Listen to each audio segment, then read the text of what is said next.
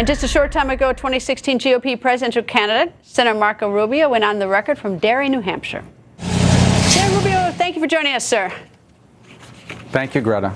All right, we're down to the wire. So in anticipation of being down to the wire, Iowa is a little different than New Hampshire. Does your strategy differ at all as you go into this final race here in New Hampshire? No, not really. I mean, our strategy is remaining the same. You go out, you talk to as many voters as you can in person, and whether it's a rally that we're going to have here tonight or in the days to come, and you tell them why you're running for president and what you're going to do when you get elected. And so we're working that very hard. We've been here since the same night of the Iowa caucuses, and we feel good about the energy and the momentum. We have to keep it going, obviously. By no means am I the front runner here. Obviously, Donald Trump's doing very well in the polls here, but we're going to keep working hard, and we feel really good about our team and our plan. All right, one of the big issues for many Republican voters is whether you can beat the Democratic candidate in November. I don't know who that's going to be, but I've heard you say that you can beat Secretary Hillary Clinton. Why do you think you are any better positioned to beat her than, for instance, Donald Trump or Senator Ted Cruz or Governor Bush, Kasich or Christie or anyone? Because, first of all, I'm in the best position of everyone running to unify our party. We have a lot of differences of opinion on some key issues in our party, but I believe I'm best positioned to bring everyone together because we can't win if we're not together. But we also have to grow the conservative movement. We have to take our message to people that are living paycheck to paycheck. I've lived paycheck to paycheck. I grew up paycheck to paycheck. We're going to take the conservative movement to people that are living paycheck to paycheck. Take it to young people. You know, you come to my rallies, there's a lot of young college students there, young Americans. A lot of them are worried about student loan debt. I had a student loan just 3 years ago. I still had one. And so I think we can not just unify our movement, but we can grow the conservative movement.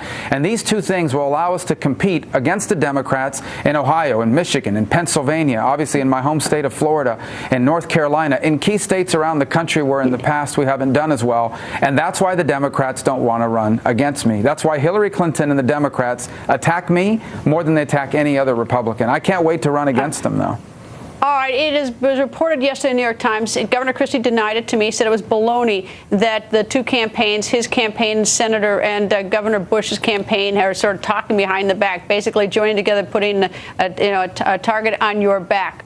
Do you believe those two campaigns are talking to each other and pointing all their attention at you? Well, I don't know, and it wouldn't matter anyways. Ultimately, this campaign is not about attacking each other and tearing each other up. You know, we have differences of opinion. We can discuss those differences. But these sort of personal and petty attacks is not what this primary should be about. It should be about finding the right candidate, which I believe I am, unifying this movement, and ultimately growing it so we can win this election. We cannot wake up to the news that a socialist like Bernie Sanders or Hillary Clinton, for that matter, is president of the United States. And that's what I'm going to keep focusing on. Did you watch the Democratic debate last night? No, I didn't. How could you not? I'm sure they continue. How could you not? I mean, don't you want to see what? Well, we had a rally. I mean, okay, you have a rally. I know what they're saying, though. Yeah, we had a rally, but you know what they're saying? No, I don't have a DVR in the Holiday Inn Express, but I can tell you that I can pretty much know what they're promising, and that is they're going to raise taxes on rich people. They're going to use the money to grow government. It's the same stuff they've been talking about. Look, the Democratic Party has become a radical left-wing party. There are no moderate Democrats left at the national level, and so they've really become extremist in their views, and that's why I know we're going to beat them. But first, we got to get through this primary, and I'm excited about it. You're going to beat Donald Trump. He's number one in the polls right now, but you're moving up on the polls. You've had an improvement in the polls. You got to bounce out of Iowa. Do you expect to beat Donald Trump? Well, eventually I'll have to be the nominee. Look, Donald is very talented. I mean, he's done a Well, I don't know. I mean, Donald's the front runner here. There's no doubt about it. He's got big poll numbers. And look, give him credit. He's been very good at drawing attention to his message about making America great again. And he's been very good at being able to do that. And he's built up a pretty substantial lead here. But we just want to do the best we can, pick up as many delegates as we can, and keep moving forward. And I feel really good about our team, our momentum, our growth. We'll see what it leads to on Tuesday night. But I'm asking everyone watching in New Hampshire, especially, to vote for me. And if you want to learn more about us, go on my website, marcorubio.com.